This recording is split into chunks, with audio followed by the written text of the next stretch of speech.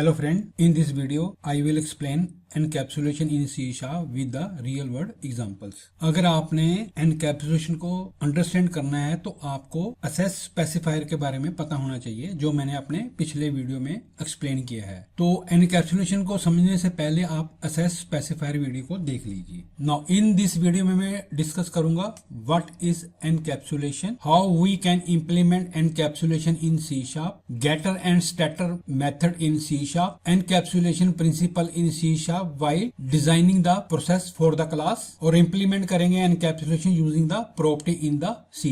जब हम कोई क्लास डिफाइन करते हैं उसके अंदर आपके पास क्या होते हैं, डाटा मेंबर्स होते हैं और उसके अंदर आपके फंक्शंस भी होते हैं। जो फंक्शन होते हैं वो आपके डाटा मेंबर को असेस करते हैं। तो बोथ आर, जो आपके डाटा मेंबर्स हो गए और आपके फंक्शंस हो गए। तो in a class the process of binding state means क्या हो गया, आपका डाटा मेंबर्स हो गए, बिहेवियर मीन क्या हो गया, आपके फंक्शंस हो गए। अगर ये बोथ कंबाइन हो जाएंगे इनको हम कहते हैं एनकैप्सुलेशन। नाउ अब हम यूज करेंगे practical example for encapsulation in C#। Every class, interface, enum, structure जो हम क्रिएट करते हैं प्रोग्राम के अंदर, they are the example for the encapsulation. Now I am created a class name bank class. इसके अंदर हम अपने variable as well as method define करेंगे। अब मैं यहाँ पे एक क्लास डिफाइन करता हूँ, बैंक क्लास।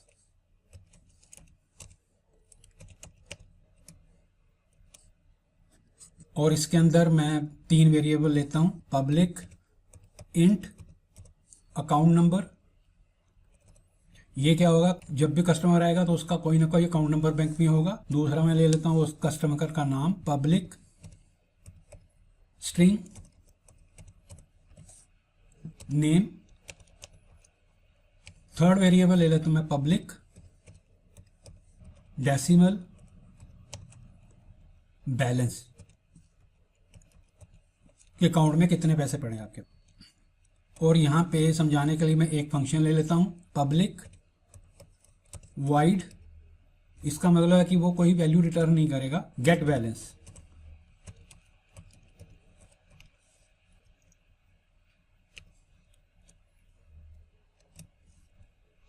तो ये क्या हो गया, आपके डाटा मेंबर हो गए और ये क्या हो गया, आपका बिहेवियर होगा। तो जो आपका एनकैप्सुलेशन होता है वो आपका इंप्लीमेंटेशन के काम आता है। अगर अनदर क्लास ने इसको असेस करना है तो हमें इसका पहले उसका ऑब्जेक्ट बनाना पड़ेगा, तभी हम इसको दूसरी क्लास में असेस कर सकते हैं। तो यहाँ पे मैं क्लास का ऑब्जेक्ट बनाता हूं bank.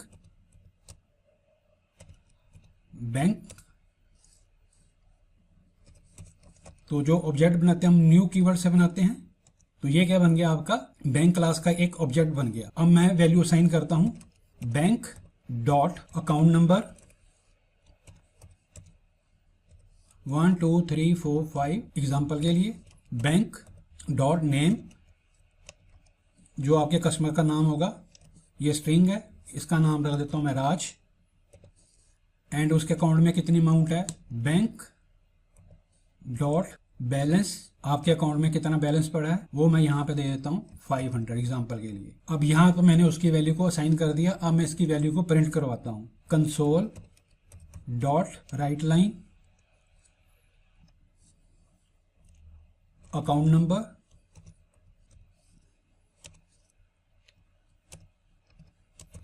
Bank dot account number.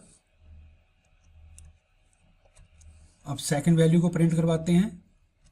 ये वैल्यू आपकी क्या होगी, नेम ऑफ द कस्टमर,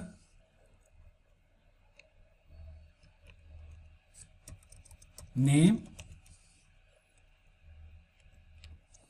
और थर्ड वैल्यू प्रिंट करवाते हैं बैलेंस,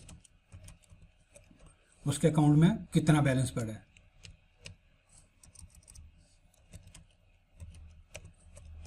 अब अगर मैं इसको कंट्रोल F5 से रन करूंगा तो मेरे को क्या वैल्यू देगा, 1 2 3 4 5, सेकंड देगा राज एंड थर्ड देगा बैंक बैलेंस 500।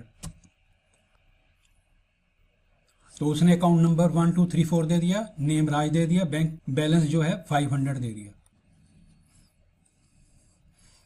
नाउ अगर मैं यहाँ पे -500 कर दूं तो इस केस में मेरे को क्या वैल्यू देगा, वो वैल्यू देगा 1 2 3 4 5 अकाउंट नंबर में, नेम के अंदर आज ही होगा, बैलेंस के अंदर -500 होगा। But that is not possible, आपका बैलेंस माइनस में नहीं हो सकता। तो इसने मेरे को यहाँ पे आउटपुट ये दे दी। The biggest advantage of encapsulation is data hiding. Data hiding का मतलब क्या है कि जो हमारे वेरिएबल होते हैं हम उनको बना देते हैं प्राइवेट, और उनको असेस करने के लिए उसी क्लास के अंदर हम बना देते हैं दो function which is called getter and setter. जो सेटर होता है वो वेरिएबल की वैल्यू को सेट करता है, और जो गेट सेटर होता है उसकी वैल्यू को रिटर्न कर देता है। तो हम डिस्कस करते हैं डाटा हाइडिंग। तो ये आपके दो तरह का होता है, using the getter and setter, and second using the property. अब मैं चलता हूं ऊपर। अब मैंने बैलेंस को नेगेटिव में नहीं दिखाना, तो यहाँ पे मैं इसके वेरिएबल को क्या बना देता हूँ, प्राइवेट। अब ये प्राइवेट वेरिएबल जो होगा वो असेस होगा गेटर एंड सेटर के थ्रू। तो यहाँ पे मैं एक फंक्शन बनाता हूँ public wide set balance double balance.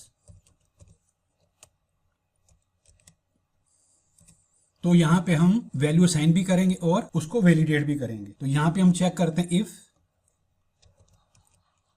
Balance greater than और इक्वल टू 0, तभी वो मेरी वैल्यू को असाइन करे। तो अगर हम क्लास के वेरिएबल को डिफाइन करना होता है तो उसको हम दिस से करते हैं, और ये जो मेरा आर्गुमेंट है इसको मैं वैल्यू असाइन कर देता हूं दिस डॉट बैलेंस को।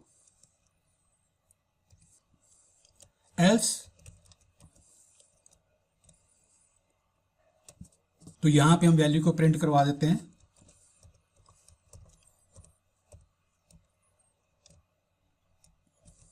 Please pass A positive value for balance.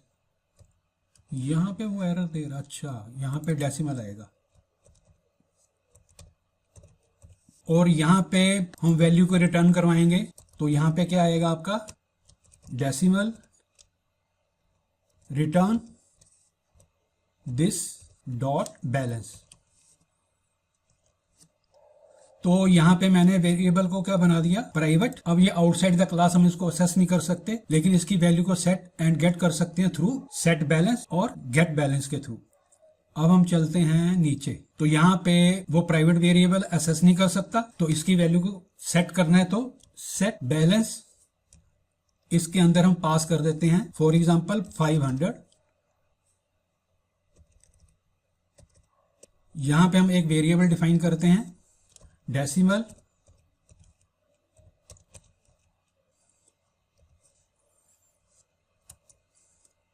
तो यहां पे मेरे वेरिएबल की वैल्यू को वो असाइन कर देगा। यहां पे हम प्रिंट करवाते हैं if balance is not equal to null, तब वो मेरी वैल्यू को प्रिंट करवाए। अब मैं इसको कट करके अंदर ले जाता हूं, यहां पे प्लस बैलेंस, और ये यहाँ पे वार्निंग इसलिए दे रहा है कि मैंने यहाँ पे इसको नल नहीं किया, तो ये वार्निंग हमारी रिमूव होगी। इसको भी मेरे को वार्निंग को रिमूव करना पड़ेगा, क्योंकि यहाँ पे मैंने क्वेश्चन मार्क लगा रखा है। अब मैं अगर इसको कंट्रोल F5 से रन करूंगा तो ये मेरे को वार्निंग देगा। तो यहां पे उसने मेरे को क्या दे दिया, please pass A positive value for balance. अब अगर मैं इसको 500 कर दूं तो वो मेरी वैल्यू को प्रिंट कर देगा। तो उसने मेरे को यहां पे प्रिंट करके दे दिया। जो रियल वर्ल्ड एग्जांपल है आपकी, अगर हम मेडिकल शॉप पे जाते हैं कैप्सूल लेते हैं तो वो एग्जांपल है आपका एनकैप्सुलेशन का। कैप्सूल के अंदर कौन सी मेडिसिन पड़ी है वो हमें नहीं पता, तो जो हम एनकैप्सुलेशन इंप्लीमेंट करते हैं तो हम उसके अंदर क्या करते हैं, जितने भी आपके वेरिएबल्स होते हैं उनको हम प्राइवेट बना देते हैं और उनका डाटा वैलिडेशन करते हैं, तब हम वेरिएबल को वैल्यू असाइन करते हैं। तो ये था जी आपका गेटर एंड सेटर के बारे में। नाउ अब हम डिस्कस करते हैं data hiding using property with the help of example, और you can say that encapsulation using the property. तो सबसे पहले हम जाते हैं क्लास में। जो ये हमारा प्राइवेट डेसिमल बैलेंस है, यहाँ पे हम अंडरस्कोर लगा देते हैं, तो इसको आइडेंटिफाई करने में आसानी हो जाती है। अंडरस्कोर जो होता है वो आपका वेरिएबल, उसको हम प्राइवेट कंसीडर करते हैं। तो यहां पे मैं एक प्रॉपर्टी बनाऊंगा पब्लिक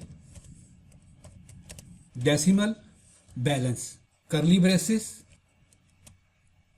तो गेट ब्रैकेट, यहां पे मैं इसकी वैल्यू रिटर्न करूंगा, रिटर्न अंडरस्कोर बैलेंस। और ये मेरा सेट प्रॉपर्टी है। इसके अंदर मैं वैल्यू चेक करूंगा फॉर द वैलिडेशन। अगर हमारी वैल्यू पॉजिटिव होगी तो वो बैलेंस वेरिएबल को असाइन हो जाएगी। If value greater than equal to 0 bracket, यहां पे this dot underscore balance is equal to value. यहां पे हमने उसकी वैल्यू को असाइन कर दिया। अब यहां पे जाएंगे एल्स, तो यहां से मैं कॉपी कर लेता हूं कंसोल डॉट राइट लाइन और यहां पे मैसेज प्रिंट करवा देते हैं। और अब मैं इनको कर देता हूं डिलीट।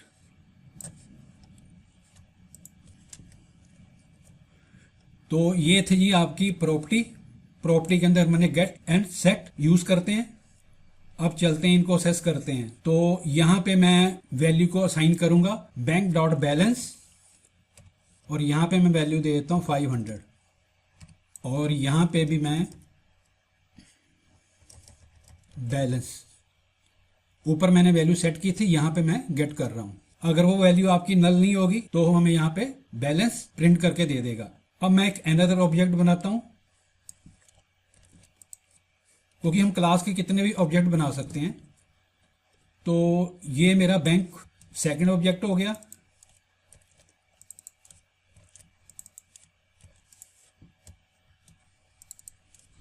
और यहां पे मैं -500 कर देता हूं और यहां पे बैलेंस 1 और यहां पे भी मैं बैंक 1 डॉट बैलेंस कर देता हूं। अगर मैं इसको कंट्रोल F5 से रन करूंगा तो ये मेरे को 2 ऑब्जेक्ट्स की वैल्यू देगा। पहले वाले में उसने मेरे को 500 दे दिया, दूसरे वाले ऑब्जेक्ट में मेरे को उसने मैसेज दे दिया कि पॉजिटिव वैल्यू असाइन करो। और अकाउंट नंबर मैंने चेंज नहीं किया था, नेम मैंने दूसरे ऑब्जेक्ट में चेंज नहीं किया था, इसलिए उसने मेरे को प्रिंट करवा दिया। तो ये था जी आपका यूजिंग द प्रॉपर्टी, हम एनकैप्सुलेशन को कैसे इंप्लीमेंट करते हैं। एडवांटेज ऑफ एनकैप्सुलेशन, जो पहली आपकी एडवांटेज है वो है आपका डाटा प्रोटेक्शन। जो हमारे क्लास के वेरिएबल होते हैं उसमें वैल्यू असाइन करने से पहले हम उसको वैलिडेट करते हैं, इसको कहते हैं डाटा प्रोटेक्शन। सेकंड आ गया आपका data hiding. User will not idea how we implement of the class, यानी कि उसको इंटरनल डाटा के बारे में नहीं पता, वो सिर्फ हमारी क्लास को यूज कर सकता है ऑब्जेक्ट्स बना के। थर्ड आ गया आपका सिक्योरिटी, जो आपका एनकैप्सुलेशन प्रिंसिपल इन C# है, secure over code because we can not directly access over code. Fourth आ गया आपके पास कंट्रोल, जो आपका एनकैप्सुलेशन होता है वो हमें प्रोवाइड करता है more control over the data store in the variable. तो ये था जी आपका एनकैप्सुलेशन के बारे में। इन द नेक्स्ट वीडियो हम डिस्कस करेंगे एब्स्ट्रैक्शन इन द C#। अगर आपको मेरा ये वीडियो अच्छा लगा हो, please like it, comment it and share with your friends. Thanks you for watching this video.